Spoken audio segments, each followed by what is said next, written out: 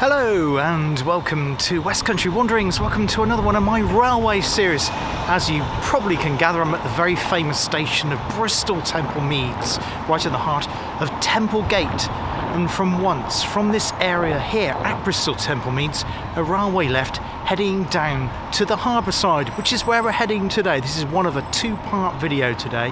1872, a railway was built from here, not actually from the passenger station here, but from the old station and also from the goods station. There were three different parts or sections to the Bristol Harbour Railway, and it was opened in conjunction between the Great Western Railway and the Bristol Exeter Railway to connect the railway network to the harbour here in Bristol. Now, it's a really special day today because there are steam trains running from what is known as the M Shed, the floating harbour there, and we're going to make our way down there following, well, as closely as I can, the route that this railway took.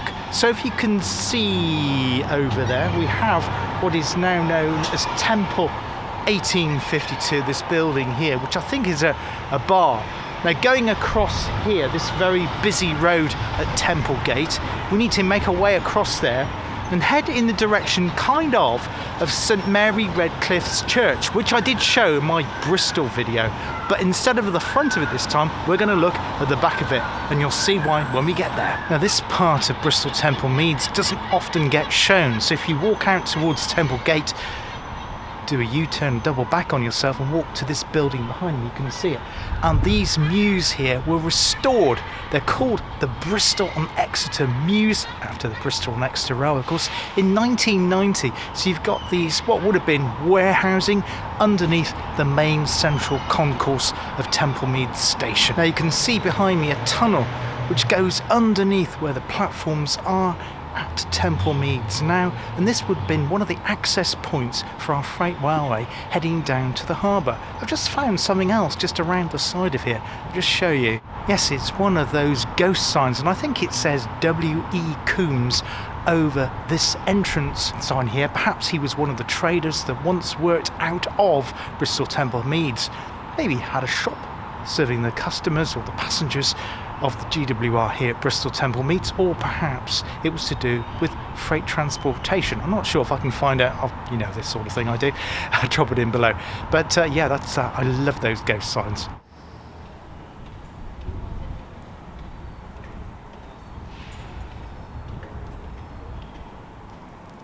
Now, the mews here are a bit like a forgotten corner of Bristol Temple Meads Station. If you're not aware, it's undergoing a lot of restoration and transformation. There's huge amounts of scaffolding, amazing curved scaffolding supporting the roof at the moment, because they're trying to redo the roof to make it look like what it did in its glory days. And if you've been to York Station in Yorkshire, you'll know how that one's been completely restored. Doing the same here. It'll be magnificent to see that completely done. And they're also opening up a couple of new entrances, one out to that side. So that side of the Bristol Temple Meads is all going lots of transformation down there as well. So we'll do a separate video on that nearer the time. Now, from what I can make out from our map, our eye would have gone straight through that building there. Well, obviously the building, probably a 1960s building. Can't say it's particularly attractive. Part of it is now a Holiday Inn Express going across the dual carriageway there. This is here is part of the old engine shed and the old Bristol station, which alongside it's now used as a car park and also a cycle storage place, an access point down to boat trips, an alternative route into the city centre just to the left of the main concourse. It's still a wonderful sight to see. Don't know if you can just make out the scrolling writing there. It says Great Western Railway Company incorporated by an Act of Parliament.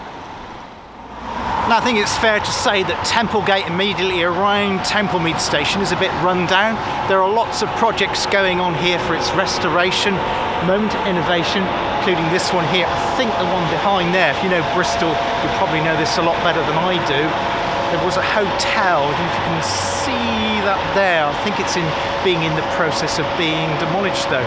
Anyway, I'm going to head along this way, going round the back of St Mary Redcliffe's church. So we're going to head now towards Redcliffe Mead Lane and then kind of turn off around the rear of the church, and I'll tell you for why when we get there. This here is difficult, and I'll show you where I'm peering over the top of at the moment, at parapet of a bridge.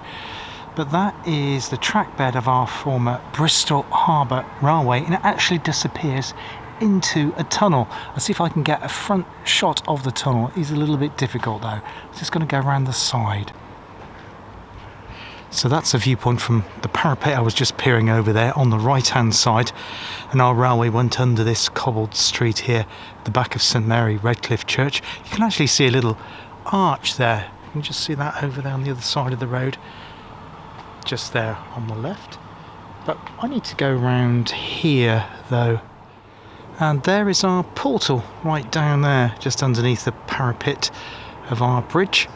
And that once carried the Bristol Harbour Railway from Templemead Station right down to the harbour, which is where I'm heading to next. So we're now in St Mary Redcliffe, the fairest, goodliest and most famous parish church in England, so said Elizabeth I. It certainly is amazing. Have a look at my Bristol video if you want to have a look inside it. And yes, the line of our railway is underneath the churchyard here, literally. So you can just see it was just the other side of that hump there. The hump there isn't the actual tunnel, but it is just the other side where that tree is there on the left of the screen. Beautiful tree-lined avenue here at St Mary Redcliffe. I'm just going to walk down here, but then exit the rear of the churchyard again to follow the line of our railway. Actually here, while I'm by the church here at St Mary Redcliffe, this is the back of it, there's a garden of remembrance here. We're going to walk again through another tree-lined avenue. I'd like to thank Alice Goss. Alice Goss runs a couple of travels actually. She's got a travel channel looking at airplanes and trains and coaches travel, and she also does one travelling all over Europe, and she actually gave me a tip about that tunnel there. So thank you very much for that, Alice, much appreciated. I'll put a link to Alice's channels in the description of today's video. Nothing to do with the railway, but I love this just at the back of the church, erected by the Bristol Water Board in 1932. Pro Salvati Anime Roberti di Barclia. Not sure what that means. See if I can do a translation. Anyway, we need to head over the busy A38 dual carriageway, and I think the easiest way to do that is to go down the subway. Bristol is amazing for looking at hidden details. I love this. Mr. Gardiner, surgeon there on Colston Parade. So now on the other side of the A38, I'm standing on roughly what is the line of the tunnel carrying or underneath the Bristol Harbour Railway from Templemeads to the harbour. So this is where it's going underneath. So now, well, we've got a 1970s, I guess, hotel, it's a Mercure Hotel, which is also next to the Bristol Coliseum. So this is Redcliffe Parade East, but this isn't the line of our railway, so we need to turn up left just before those terraced of colourful buildings there. Get a great view from the harbour here from Redcliffe Parade West, looking down on it. There is the Thekla, which I think was a nightclub and owned by I think it was like a poet, and then it was like a musician that owned it, but anyway, it's all been restored, and I think that you can go on it now, and some great pubs and clubs around here, including the hole in the wall there just around about now in the middle of the screen. Yeah, we're going to be making our way down to that area down there. It's worth noting that the extensive Bristol Harbour Railway system actually extended here onto this quayside. In fact, you can see a building down there on the left, that red brick building, which is obviously railway related. So we're now looking down on what is Bathurst Basin, and I think that is definitely the line of our railway, or part of it, because there are other sections which we'll look at in a later video here on West Country Wanderings. That's not something you see every day. I love that. Bristol Empire Dragons boat going past. Well, I hope I don't get a copyright strike, because there's a pub over there blasting out 50s and 60s rock and roll, which is great to hear, good atmosphere, but it's not great for YouTube. So hopefully my voice will be over that and be drowned out by other things as well. Making our way along here now up to the bridge, which also would have had the railway going across it. So we'll have a look at that first. Now this is the main portal coming out here on Bristol Harbour side from Temple Mead station that I remember.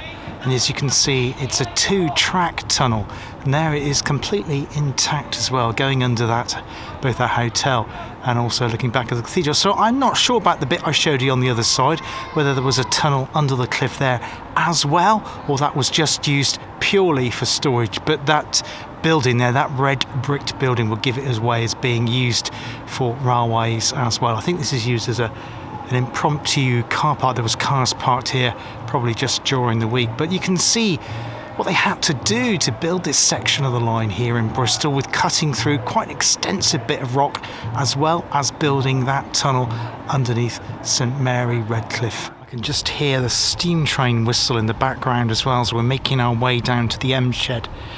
This is Lower Guinea Street footbridge, and this replaced, of course, the railway bridge. You can see it's slightly off to the right of where the railway once have gone across the harbour here. Now, just in front of Lower Guinea Street is this sloping section at the back of the pub's garden, and I wouldn't mind betting that that was where they would have tipped trucks into boats in the harbour there, because the harbour's just the other side of those railings. And that's looking back across the footbridge I've just walked across towards the entrance to the tunnel. You can actually see here at one time this part with what is known as the Bathurst Basin had lock gates on it. You can just make out the hinges there, still intact. And the one on the opposite side.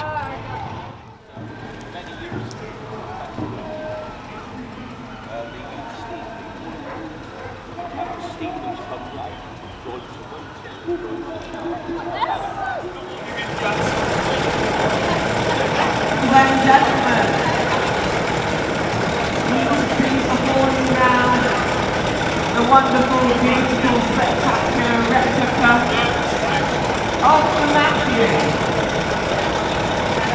built to celebrate 500 years of when they came and discovered and found it. Beautiful sight to behold here at Bristol Harbour Festival.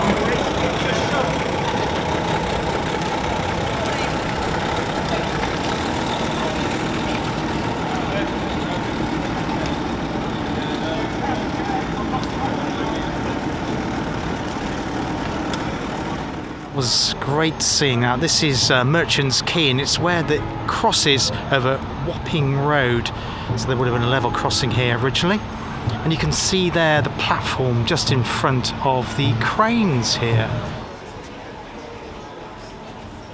As you can see, there's lots going on here now. I've just got my train ticket to go on the Bristol Harbour Railway. I don't need to say where it is now, you can see exactly where it is, just running next to the M shed here, which is a great museum.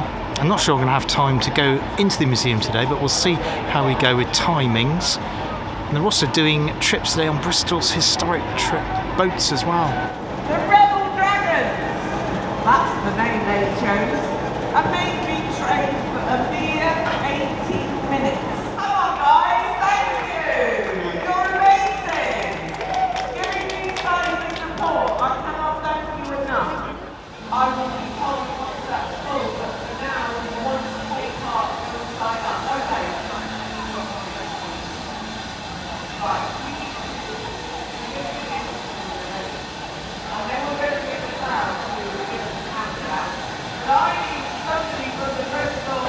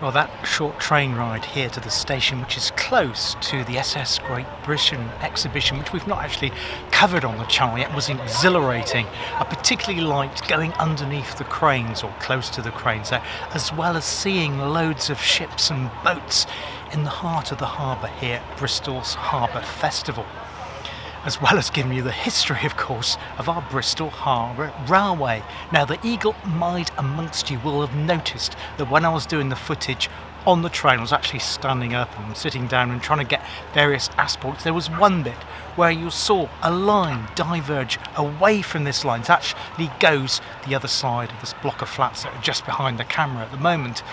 And that is what we're going to be exploring next time, because that line links up to what is the existing line down to Royal Portbury Dock, and it went on to Portishead, a place we've covered previously on the channel, but not for its railway. So I want to explore down there, but there was a third railway here as well.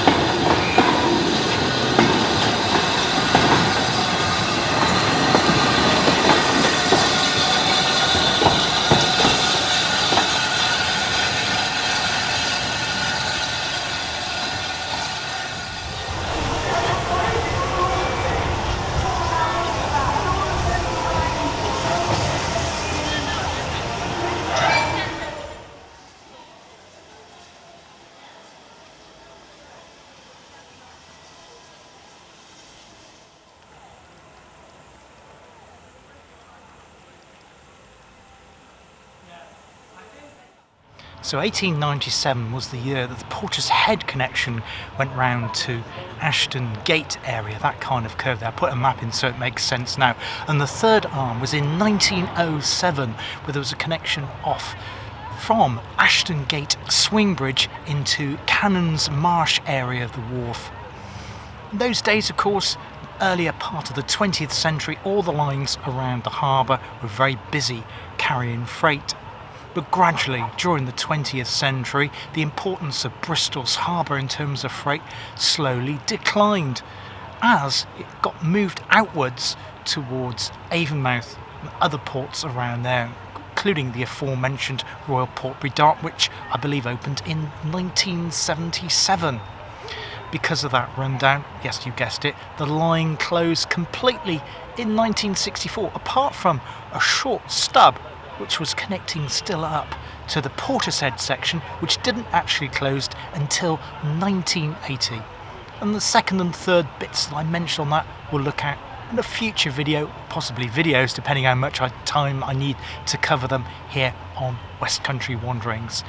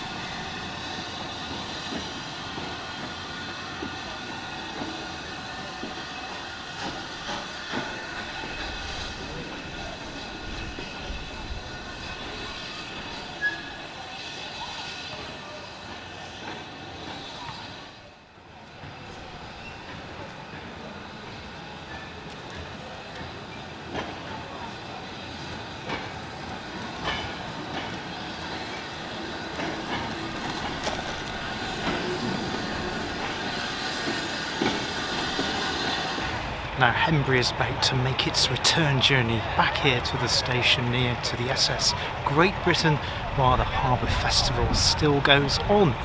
We will return here to do another part exploring the Bristol Harbour Railway and be back here again on West Country Wanderings. I hope you enjoyed it today, looking at the trip on the train. I'm going to catch a train back again, back down to the M Shed and do a tour of that another time here in the heart of Bristol. Hope you enjoyed it today. Hope to see you soon. All the best. Bye bye.